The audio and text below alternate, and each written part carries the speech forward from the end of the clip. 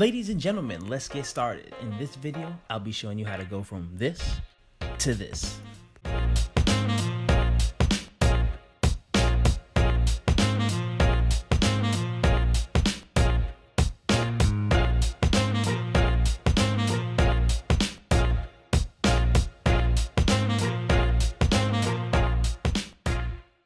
What's poppin'?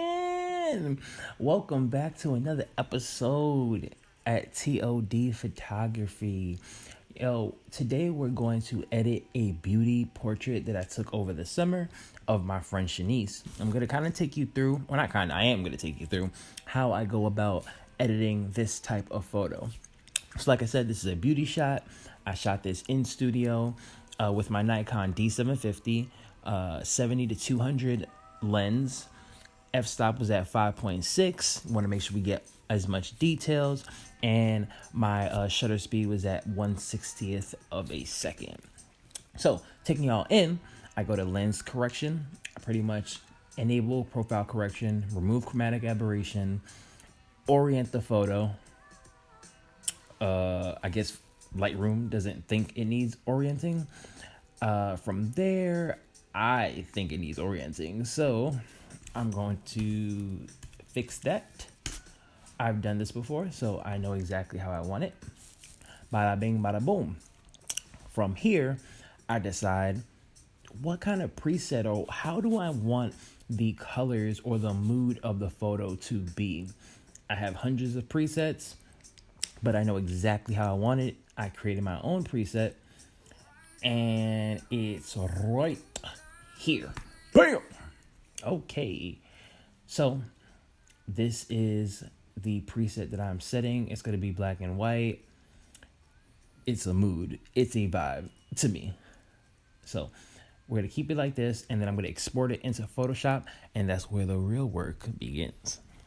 Now that we're in Photoshop, I'm going to make a copy of the background layer just so that I don't mess up the original image. And the first thing I do is really just remove any blemishes that I see on the photo.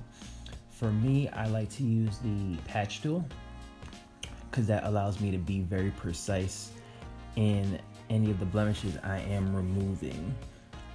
So for me, this is pretty much the longest process because I like to make sure that I get rid of as much as possible, especially since this is supposed to be a beauty shot.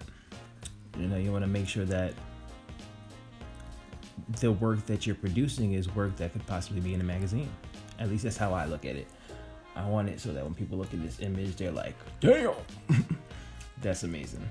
So yeah, I'm probably going to fast forward through this step just because it takes a long time to do, but you know, you'll still see how I go about removing the blemishes, and then you'll see what I do after.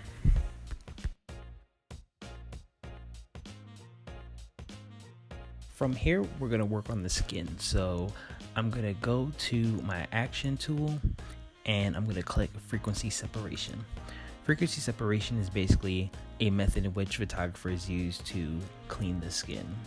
So I'm gonna click continue, and I'm gonna pick 7, mainly because I feel like that radius is adequate enough to handle whatever skin care that needs to be done to this photo. She already has really nice skin. You want to make sure you go to the low frequency layer. You go to the mixture brush, and from there I'm going to leave my settings at 15% on all, like wet, load, mix, flow, all 15%. Adjust it as you please. It changes depending on the photo, your style, whatever you're doing, but I'm just showing you guys what I do. The first thing I'm going to try to do is get rid of the bags she have underneath her eyes, and because the radius is so high, you'll see that as I brush over it, it's going to slowly fade away. So I'm going to keep doing that until I can hardly see it.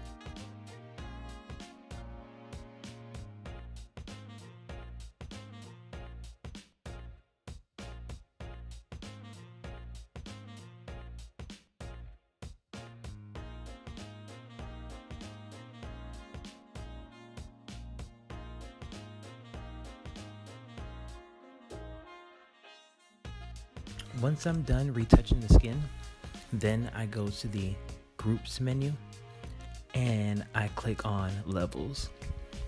Levels is just a tool that helps you increase the lights or the lighting, or you can increase like the darkness in the photo.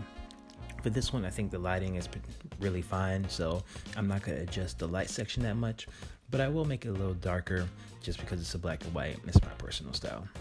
Curves is one of my favorite tools, but it's something that you have to be very careful with, because it can really harshen or lighten different sections of your photo. I'll spend a different video really going into details on what each of these do and how you can use them to enhance your photos. Once I've found out the adjustments for both levels and curves, I always like to check just to make sure that I'm not getting too crazy.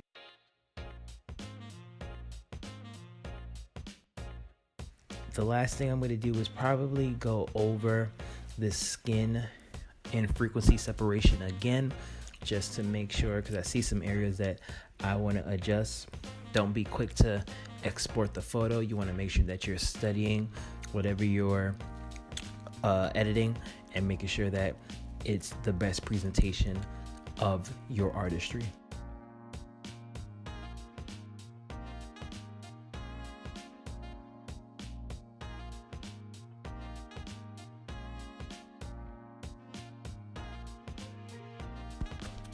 I honestly don't know why I'm doing it in this order, but the last thing I did for this particular image was dodge and burn, which basically is I would take all the dark sections and like add a little bit more darkness to it, and the light parts I'm going to add a little bit more lightness to there, so it creates a contour of the face where it adds another dimension to the person or the expression that they're trying to show in the image.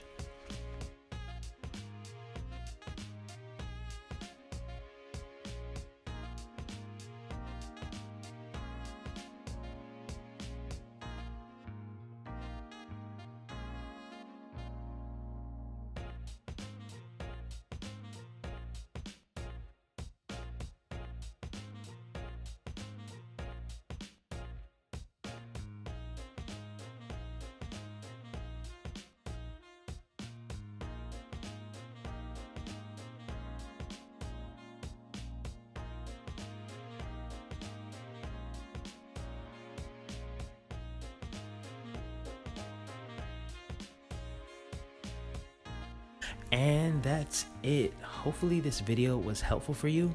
Hopefully you learned some new tricks. Maybe you could give me some tips. Please leave a comment below. I'm going to have this video on my YouTube. I'm going to have it on my website. And be sure to add me on IG, The Optimist Dreamer. This is Mr. TOD or Shaq, whatever you want to call me, signing out. Have a good day, y'all.